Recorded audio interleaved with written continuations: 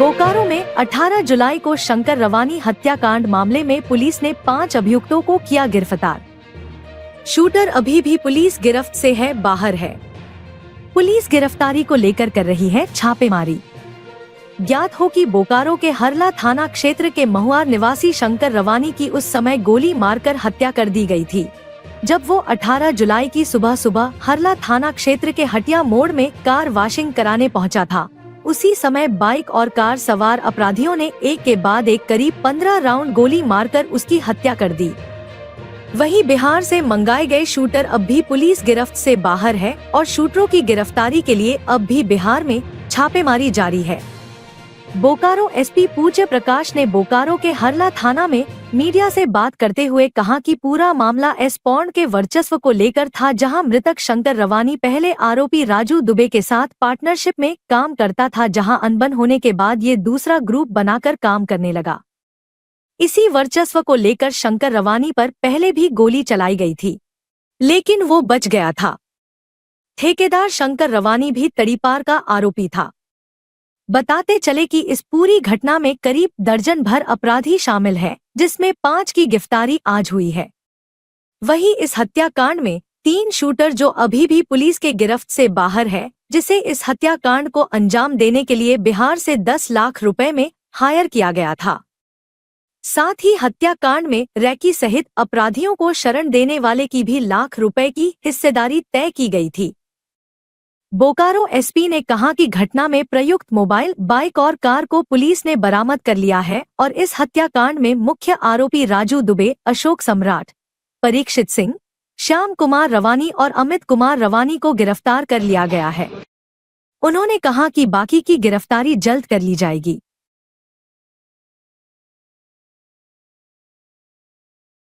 शंकर रवानी की हत्या 18/7/2024 को कर दी गई थी। इस कांड को उद्भेदन तथा इस कांड में संलिप्त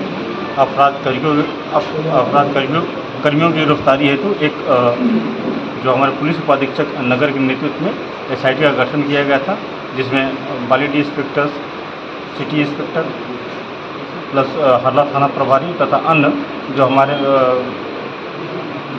थाना क्षेत्र के जो पेशेवर रूप से विशेषज्ञ थे, टेक्निकली जो विशेषज्ञ थे, उनको भी शामिल किया गया था। तो जो अच्छे पदाधिकारी हैं, जो क्राइम क्रिमिनल में इंटरेस्ट लेते हैं, उनको इस टीम में शामिल किया गया था। उद्भेदन और कुछ लोगों की गिरफ्तारी के पश्चात इस कांड में जो मुख्य साजिशकर्ता थे, जो अशोक सम्राट और राजू दुबे, उनकी गिरफ्तारी की गई। इनके पूछताछ के क्रम में पूरे जो इस कांड को अंजाम देने की जो कहानी थी, क्यों हत्या की गई थी, उसके बारे में जानकारी प्राप्त की गई और इस कांड को कारित करने के लिए राजू दुबे द्वारा जो प्रोफेशनल क्रिमिनल को इंगेज किया गया था, उनकी भी पहचान हुई है। इसमें मुख्य रूप से जो रेकी कराने वाले राजू दुबे अपने गांव के 5 लोगों को इन्वॉल्व किया था, उसमें से 3 लोगों की अरेस्टिंग हो चुकी है। साथ साथ में मुख्य साजिशकर्ता जो हैं राजू दुबे और जो अशोक सम्राट है, जो अनफैसिलिटी लॉजिस्टिक प्रोवाइड कराना तथा क्रिमिनलों को शेल्टर देना, उनकी गिरफ्तारी कर ली गई। वजह क्यों थी क्या? इस मुख्य रूप से जो हरला थाना स्थित जो एस पॉन्ड है, उसमें व्यवसायिक प्रतिस्पर्धा और उसमें वर्चस्व कायम करने के लिए ये हत्या सुनियोजित ढंग से कराई गई है। पूर्व में ये जो जिनकी हत्या की गई है, वो जिस ग्रुप के साथ रहते थे, उन्हीं का वहाँ वर्चस्व होता था और उन्हीं के द्वारा वहाँ पर ठेकेदारी के कार्य तथा अन्य जो गतिविधियाँ, व्यवसायिक गतिविधियाँ उसी ग्रुप द्वारा किया जाता तो एस पॉन्ड बोकारो पुलिस के लिए कितनी बड़ी चुनौती है, कितनी बड़ी समस्या है, जबकि लगातार वहाँ इस तरह की कई घटनाएं होती रही है और आपके पास मामला भी दर्ज होते रहा है, कई बार मारपीट की घटना हुई है, इनसे झड़प हुई है। तो एस पॉन्ड को देखते हुए अब बोकारो पुलिस चूंकि कानून व्यवस्था की स्थिति भी उत्पन्न हो रही है, तो अब आपका क्या कदम है? हम लोगों ने एस पॉन्ड में जो भी स्टेक होल्डर्स हैं, उनके उसमें कौन कौन शामिल हैं, उनके जो आपराधिक इतिहास का सत्यापन करा रहे हैं, साथ में विशेष निगरानी रख रहे हैं और जो भी किसी तरह के छोटे बड़े क्राइम वहाँ पर घटित हो रहे हैं, उस पर त्वरित कार्रवाई करते हुए उसमें शामिल जो लोग हैं, उनके विरुद्ध कानून के तहत उन पर कार्रवाई कर रहे हैं। शूटर कौन थे, कहाँ से आए थे? तड़ी पार करके वह जो शंकर रवानी थे, जिनकी हत्या हुई, तो तड़ी पार भी थे और उनके खिलाफ एक मामले दर्ज हो रहे थे। आखिर किस तरीके से आ रहे थे? पुलिस की कहाँ चूक हो गई? पुलिस ने कहाँ अपना इसको निगरानी छोड़ दिया? जहाँ शंकर रवानी के पूर्व में इस जिले में 6 आपराधिक कांड अंकित थे और एक 13 अगस्त तक इसी जिले से जिला बदर थे। उसकी लगातार थाना स्तर से निगरानी की जा रही थी।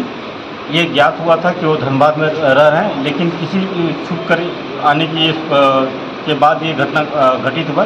लेकिन उसके बावजूद भी क्यों घटित हुआ उसकी विस्तृत जानकारी जो पुलिस उपाधीक्षक नगर के माध्यम से करी जाए। अच्छा, शूटर का शूटर जो है शूटर में विशेषकर जो थे वो बिहार के थे और उन पर जो अभी तक जांच पड़ताल हुआ है वो प्रोफेशनल किलर हैं। उनका मुख्य जो काम है पैसे लेकर हत्या करना ही है और उनकी हम लोगों ने पहचान कर लिया है और उनकी गिरफ्तारी के लिए लगातार हमारी जो टीम है वो छापामारी और उनके बारे में सूचना एकत्र कर रही है। जो लोग गिरफ्तार हुए हैं तो इसमें जो शूटर कितने थे और जो अभी तक कितने गिरफ्तार हो पाए? शूटर तो जैसे आप जानते ही हैं कि 5 शूटर इंगेज थे, जिसमें मुख्य साजिशकर्ता और रेकी करने वाले और जो कांड में प्रयुक्त जो बाइक्स हैं, कुछ गाड़ियां हैं वो रिकवर की गई हैं और अन्य जो गाड़ी है 1-2 उनकी रिकवर करने का प्रयास किया जा रहा है और साथ में जो अन्य जो बचे हुए हैं 6-7 लोग, जिसमें शूटर्स भी हैं और शेल्टर्स देने वाले लोग भी हैं, उनकी भी गिरफ्तारी का प्रयास चल रहा है। कितने रुपये में ठेका दिया गया था? क्योंकि ये जो किलिंग की जो घटना घटी है उसमें अभी तक जो जानकारी प्राप्त हुई है उसमें 10 लाख में हत्या की कॉन्ट्रैक्ट डीलिंग किया गया था। लेकिन जो मुख्य साजिश करता है उसमें के बाद उनके द्वारा आश्वासन दिया गया था कि जब ये इस पॉइंट के व्यवसाय में कब्जा हो जाएगा तो मंथली उन लोगों को 5-5 लाख, जो इसमें मुख्य और 2 लोग थे जिनका 5-5 लाख रुपया मंथली देने के बाद कही गई थी और साथ में जो शेल्टर देने वाले लोग हैं या जो अशोक सम्राट हैं उनको आश्वासन दिया गया था कि जो ट्रांसपोर्टिंग होगा, ट्रांसपोर्टिंग में आप 10-15 गाड़ियाँ अपना लगा लीजिएगा, उससे जो पैसा प्राप्त होगा वो आपका इसमें हिस्सेदारी होगी। एस पॉइंट में कितने ठेकेदार काम कर रहे हैं अभी, तो आपको लगता है कि अब वो लोग जो हैं इस तरह के अपराधियों का संरक्षण ले रहे हैं और ऐसे लोगों के खिलाफ आपकी कार्रवाई क्या होगी? नहीं, जो इस कुंड में जो काम करने वाले जो ठेकेदार हैं ऑनलाइन ढंग से वो अपना ठेका ले रहे हैं, लेकिन जब वो कार्य करने आते हैं तो बिना इनके सहयोग इन्फ्लुएंस के, जो वहाँ पर विस्थापित संघ है या जो भी वहाँ पर गांव के बस्ती के महुआर के हैं, तो बिना उनके सहयोग और समर्थन से वो कार्य नहीं कर पाते हैं। इसी परिस्थिति में जो पहले से राजू दुबे कार्य करते थे और कालांतर में या पूर्व में राजू दुबे के साथ शंकर रवानी कार्य कर रहे थे, तो 2013 से उनका वर्चस्व था राजू दुबे का। इधर 1-2 सालों से जो वहाँ पर एक अन्य गुट है उनके शंकर रवानी उनके तरफ से कार्य कर रहे थे, तो अभी व्यवसाय में उनका दबदबा था और इसी रंजिश में प्लान करके राजू दुबे द्वारा हत्या गए। शूटर कितना दिन तक यहाँ? तो ये शूटर जो लाए गए थे, क्या इसके पहले भी किसी दूसरे कांड में भी उनका यहाँ आना जाना रहा, इस तरह की कोई जानकारी? अभी तक हम लोगों को उस बिंदु पर जब हम शूटर को पकड़ेंगे तब हम लोग उस पर विस्तृत बता पाएंगे, लेकिन ये स्पष्ट है कि शूटर घटना कारित होने के 7-8 दिन पहले बोकारो आ चुके। अच्छा, तो शूटर से कैसे संपर्क हुआ था? शूटर से इन लोगों का संपर्क कैसे हुआ?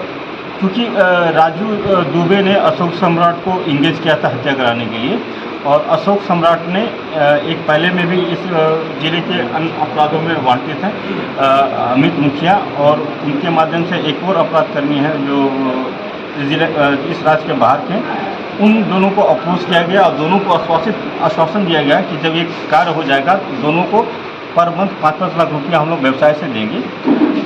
उनके द्वारा जो है जो शूटर को फिर जो प्रोफेशनल शूटर थे उनको इंगेज किया गया।